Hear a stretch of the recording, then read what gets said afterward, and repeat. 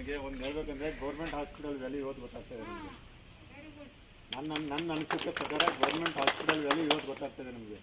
ಯಾವ ಪ್ರೈವೇಟ್ನವರು ಯಾರು ನಮಗೆ ಇದಿಲ್ಲ. ದುಡ್ಡು ಇರ್ಬೋದು, ನನ್ನ ಹತ್ರನೂ ದುಡ್ಡಿದೆ, ನಾನು ಎಲ್ಲ ಕಡೆ ತಿರುಗಾಡ್ತೆ ಸರ್, ಎಲ್ಲೂ ಸಿಕ್ಕಿಲ್ಲ. ಲಾಸ್ಟಿಗೆ ಹೇಳಿದ್ರು ಇಲ್ಲಿ ಗೌರ್ಮೆಂಟ್ ಹಾಸ್ಪಿಟಲ್ ಒಂದು ಬೆಡ್ ಖಾಲಿ ಇರುತ್ತೆ, ಅದು ಲಾಸ್ಟ್ ಇತ್ತು. ನನಗೆ ಇವಾಗ 80% ಚೆನ್ನಾಗಿದೆ ಅನ್ನಿಸ್ತಾ ಇದೆ ನಮ್ಮ ತಾಯಿಯವರು. ನೋಡೋಣ ಇನ್ನು ಮುಂದೆ ಸರ್ ಇದ್ದಾರೆ, ಸ್ಟಾಪ್ ಇದೆ, ಚೆನ್ನಾಗಿ ಸ್ಟಾಪ್ ಇದೆ, ಒಳ್ಳೆ ರೆಸ್ಪಾನ್ಸ್ ಇದೆ, ಓಕೆ ಅನ್ನಿಸ್ತಾ ಇದೆ ಸರ್ ನನಗೆ. ಇದೇ ಥರ ಸಪೋರ್ಟ್ ಇದೆ ಸರ್.